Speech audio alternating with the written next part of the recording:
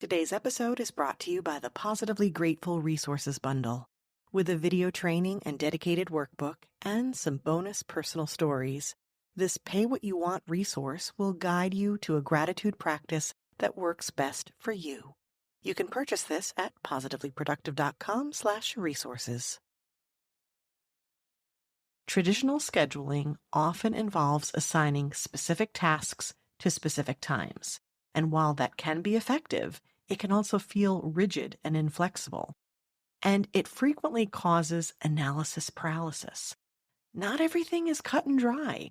Actually, it rarely is, especially if you're creative or an entrepreneur or you're working with others.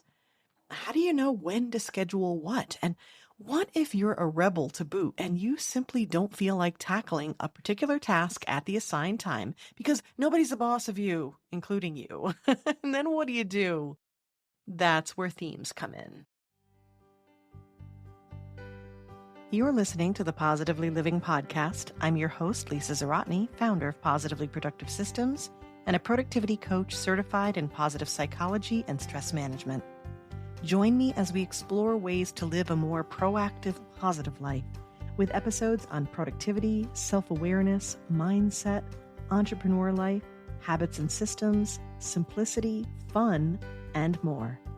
I understand overwhelm personally as a multi-passionate entrepreneur, wife and mom to kids and cats, and as a caregiver. I'm here to help you choose what's right for you so you can do less, live more, and breathe easier. Sound good? Let's get to it. Welcome to the Positively Living podcast, where every conversation encourages shame-free productivity, helping you focus on what matters most to you so you can achieve your goals in a way that works best for you. I'm your host, Lisa, and today I'm sharing a simple yet powerful time management trick that will completely transform how you approach your schedule. Using themes. Themes aren't just for novels and fun parties. They play an important part in how we naturally categorize life. By assigning overarching themes to your schedule, you can simplify how you approach your days, weeks, even months.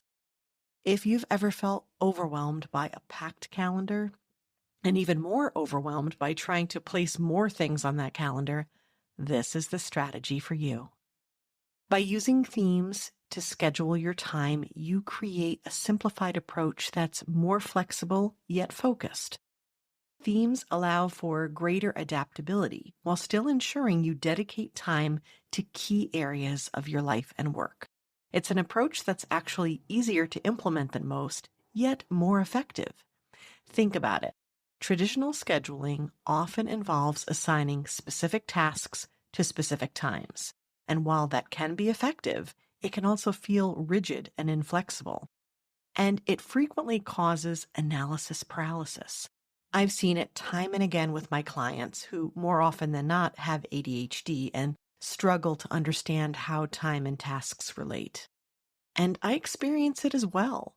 Not everything is cut and dry. Actually, it rarely is, especially if you're creative or an entrepreneur or you're working with others.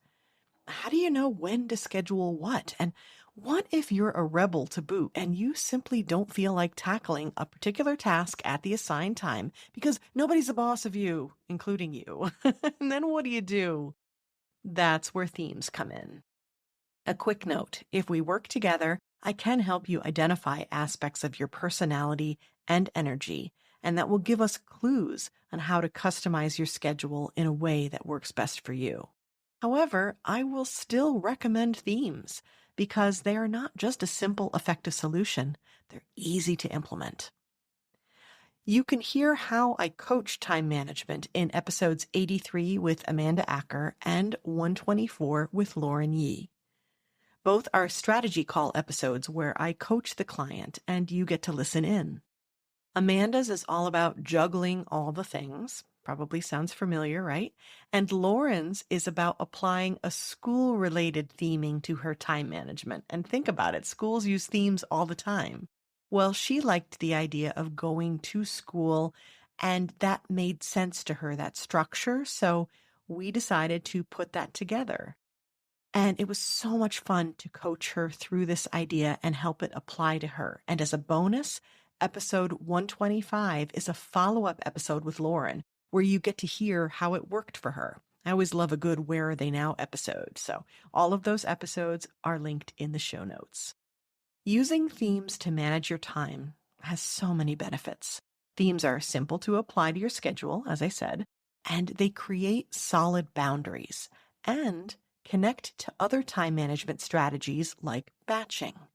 Batching involves grouping similar tasks together. This minimizes context switching, otherwise known as multitasking, and that helps maximize efficiency.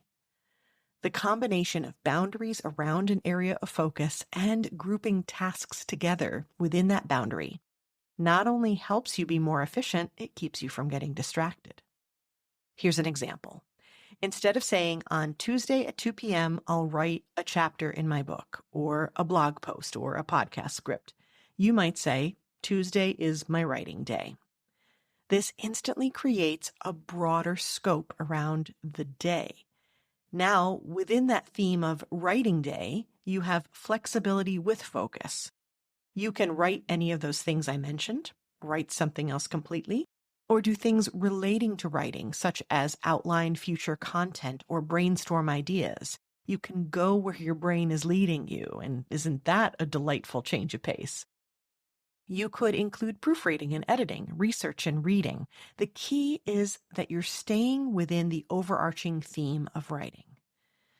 Because you have a specific use for the time but more flexibility, it will actually increase the chances you'll use that time productively. Daily themes naturally support batching and protecting boundaries. If Wednesday is admin day, you can plan all your administrative tasks, things like emails, scheduling, filing, together within that theme. By doing so, you'll readily combine similar tasks, and when the need for those tasks arise during another time, you can set them aside until Wednesday, which keeps the other days and time blocks open for their designated themes. It kind of protects boundaries in both directions.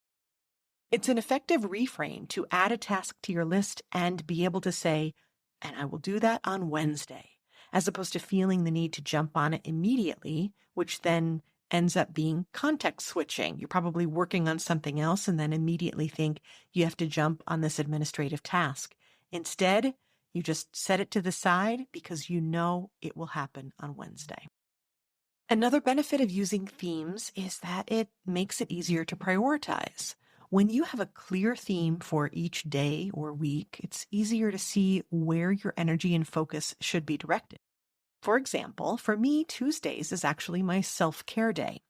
So I know to schedule my medical appointments on those days, and even far ahead, I know that I will try to schedule on Tuesdays whenever possible.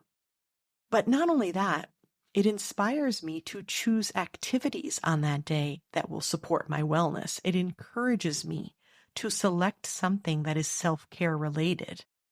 And that can vary from week to week based on time available, budget, energy, but the theme gives me the focus and the flexibility I need to make sure that I'm addressing self-care at least once a week. And the same holds true for monthly themes. If your theme for the month is decluttering, for example, you know that your priority should be tasks related to decluttering. Now, in my case, as a coach, that includes sharing information and coaching about decluttering, as well as applying it to my own life and business. And this is a great way that I can remind myself to walk my own talk.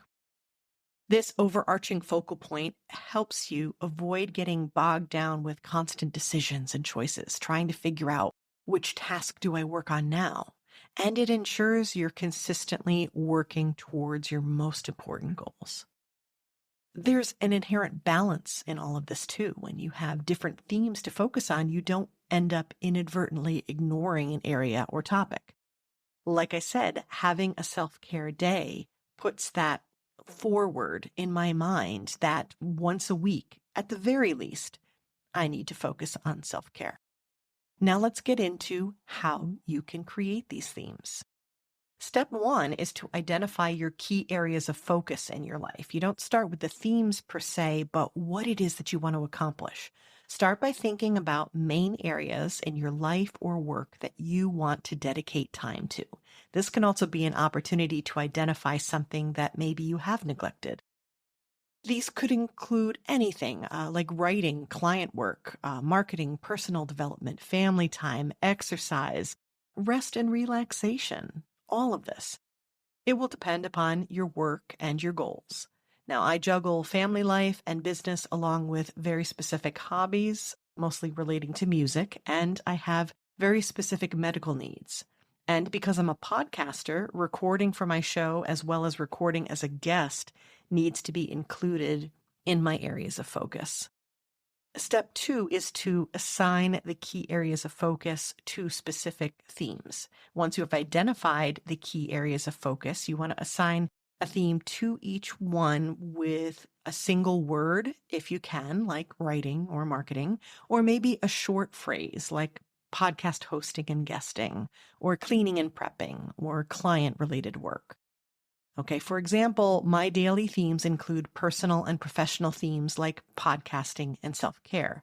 And specifically for my podcasting as a host, I found that having monthly themes would inspire me to cover a variety of topics that I want to make sure that I cover while keeping them grouped for my listeners as well. One example is January. During that time, I do episodes all about being organized.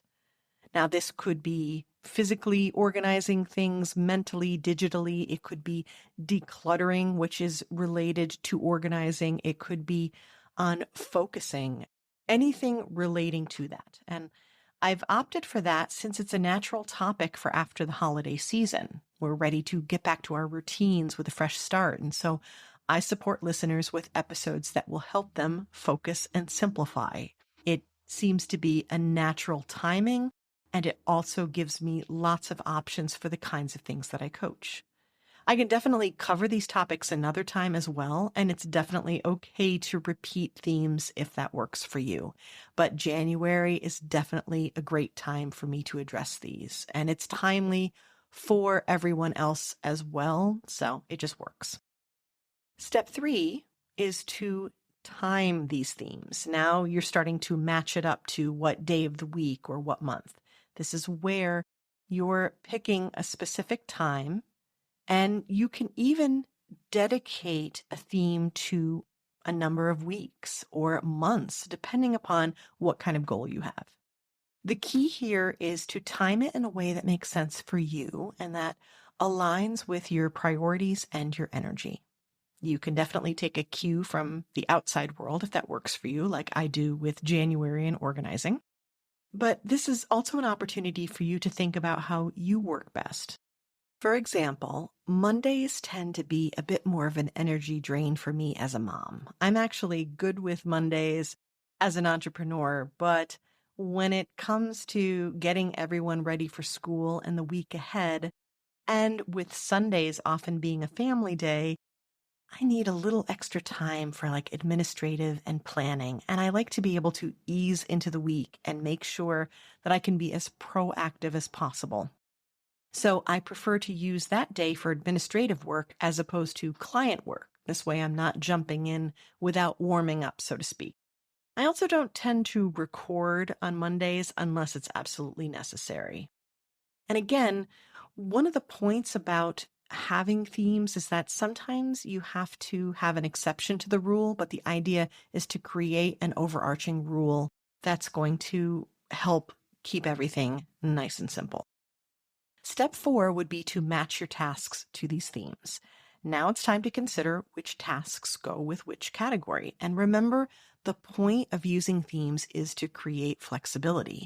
So you don't have to feel like you have to rigidly stick to a specific task list within each theme, or that you have to limit yourself. Let yourself be guided by your energy and focus on that day. And if you find yourself putting something off repeatedly, then that's another area for reflection. That's something you may want to talk to your productivity coach about to see why it is that you're putting something off. There's another issue to that. But as far as the theme day or theme time, be flexible and go with what works for you each and every instance. And step number 5 would be to review and adjust accordingly. It's important that you review your themes regularly, make adjustments. Has your life changed? Do your needs change? Is something that you thought would work not working for you? What's working well and what's not? It's okay if something doesn't work or doesn't work anymore. That happens a lot in our lives. So if you have themes you need to add or remove, be open to that. Maybe there are ones that you need to expand more to have like a bigger umbrella, or maybe ones that you need to contract a bit and reduce the scope a little. Don't be afraid to experiment. Again, it's about finding what works best for you. When we talked about the benefits of using themes, we covered flexibility, connection to time management principles like batching and boundaries, and ease in prioritizing. There's one more benefit, which is the goal of every conversation on the podcast: reduced overwhelm. Not only because this is a simple approach, but by focusing on an overarching theme for a period of time, it takes the pressure off needing to know exactly when you will do everything on your to-do list. It provides a level of structure while allowing for change that is sometimes welcome to refresh the brain and often is necessary because life comes at us and priorities do change and urgent things happen. So when we need to be able to pivot and reprioritize, theme days and weeks and months can really help. The goal here, again, is to feel more structure without it feeling strict or feeling stuck because you don't have enough clarity. It's that sweet spot. So, are you ready to try themes? Or do you use them already? I would be curious to know if you do, and if any of these ideas are something you might implement or change. Maybe the themes you use could use a refresh. I'd love to hear from you to see where you are. And if you're new to themes and ready to try it, you do have the steps, but here's the first step you want to take. Take some time this week to identify those key areas of focus. That's step number 1. Ask yourself, what are the things you want to tend to in your life? So that includes not only the things that you're dealing with, but maybe the things that you haven't been able to tend to. And start with daily. Keep it very basic. One of my favorite suggestions is actually developing a dedicated self-care day. You know, I've got a ton of episodes about self-care on the podcast, and it is so incredibly important. So pick a day where you can dedicate even a portion of the day. It doesn't have to be the entire day, but that day is the day in which you take care of you. Start there, try it, and see what you think. And be sure to let me know how it goes. And if you like the idea of themes, you like all of this, but not the length of time it'll take to figure this out and set it up, you'll definitely want to book a quick start coaching session with me. In this short speed round strategy session, we can focus on getting you started, setting up a theme-based week to support you in living the life you want to live. You want to go to positivelyproductive.com/PLPquick for a very special listener discount. And that link is in the show notes as well.